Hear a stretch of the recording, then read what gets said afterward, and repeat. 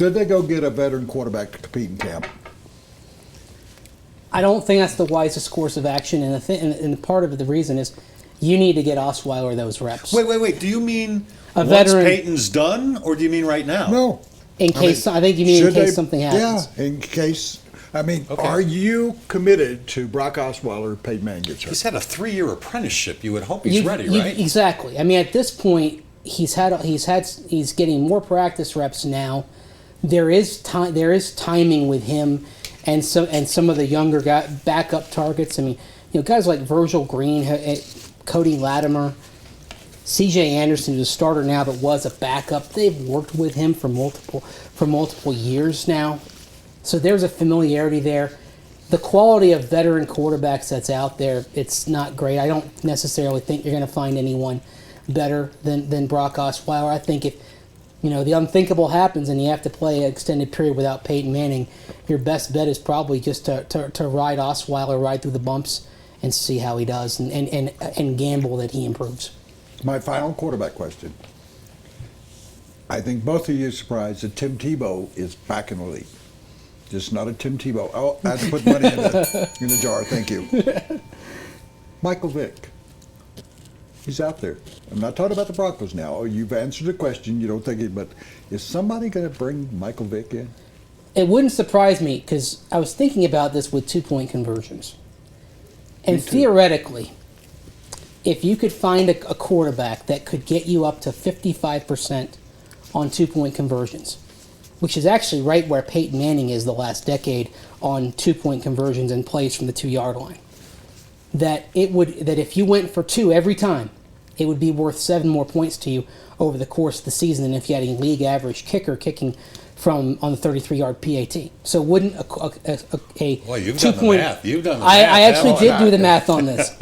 So isn't one player if he could get you theoretically 7 more points in the season? Makes sense. If you went for 2 every time, wouldn't he be worth it? And he can do it. He's still a fantastic athlete. I wrote about it a couple of weeks ago, and Kubiak seems to actually be more interested in it than I would have thought he would be. Well, the Broncos have an analytics person, Mitch Tanny, and every team has got their analytics guys. Every team that has analytics people has got them number crunching and figuring out, okay, what's the potential reward, and if you figure it out, 33-yard kicks the last 5 seasons of NFL play, it's about a 93-94% kick.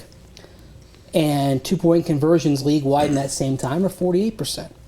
So in theory, you actually get more points per attempt if you go for 2 every time than if you go for 1. There's going to be some team out there, I'm guessing the Eagles, but it might be somebody else, that goes for 2 that may go for 2, if not almost every time, certainly a considerable amount of the time.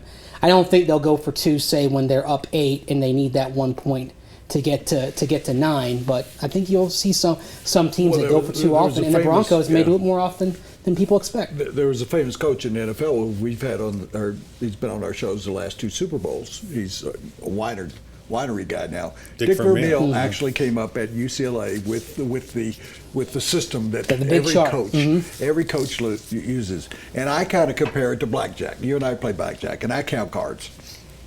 And there's a blackjack system that you can buy in Las Vegas. If you keep saying that, none of the casinos are going to allow you in. They really are going to beat me up because I win $38 from them. It's a game. It's not me trying to make a lot of money. I mean, I make $400 or $500.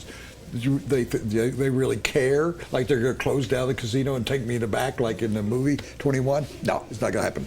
But there's a card you can get, and they've had that. I think they got to change that card now. There's got to be a new Dick Vermeil, a new card, and as you say, all these teams have analytical experts now because that's the wave of all sports. And I studied it like you did. You're absolutely right. 93-94% from 33 yards. Now here's the other addition you pile on top of that. If you were to see how many of those are successful indoors, or on artificial turf, or in Oakland where they have to kick off of dirt, those you have to now inject that into the system, because Mike Shannon and I had once talked when San Diego used to have a dirt infield, and I thought that Mike should not have gone for a field goal, and it was missed. And he said after the game, I wrote about it, he said after the game, you were right about that. He said, I had not figured what is the completion percentage of field goals on dirt. So there are a lot of issues involved, but like blackjack, if you can just find that slight edge, because in blackjack, because you were the first one to turn over your cards, the dealer always has like a 3 or 4% advantage. If you count cards, or if you go by the system, you make it at least a 50-50 proposition. To me, if it's 50-50, you go for 2. And you have to be consistent. Like in the key, as you know, in blackjack, is you can't hit once, and then when you face the same situation, stay. You've got to make that same call every time. I think coaches though are not going to do it. They don't want to lose games. No, they're conservative. They're risk They like averse, keeping their money. This portion of the big stuff brought to you by Grand Prix Motorsports, your source for the original motorcycle, Indian motorcycles. So check out the newest line of Indian motorcycles at Grand Prix Motorsports on County Line and Santa Fe. This is Scott riding around on his Indian motorcycle. Now Seems you to can be ask, enjoying it. I think he's wearing a Broncos cap too. Yeah. Now you can ask your questions about Shane Ray and All right, Von Miller. quick questions, quick answers. We've got one more segment with you. Shane Ray, first round draft pick. Yep. Is he going to be healthy come training camp? Yes, I think he will. I mean, I think you're actually going to see him take some more snaps next week. He was doing individual work on Monday. He's coming along fine. And the fact that you've got DeMarcus Ware and Von Miller in there means that even if he has any lingering toe trouble, you can limit his snaps, and I think they're going to rotate him in. I think that's going to help his transition. The absence of Demaryius Thomas, is that impacting anything? Well, it's giving Cody Latimer more snaps. I mean, right now, how's he look? That's the benefit. I think he's looked good out there. He made some nice catches. I mean, I think the mental part of his game has really improved over where it was last year. But at the same time, there's been some tweaks to the offense. Receivers coach Tyke Tolbert's been in touch with Demaryius Thomas. Peyton Manning, receivers, they've been on the phone with Demaryius Thomas, so they're keeping him in the loop, but clearly they need him out there.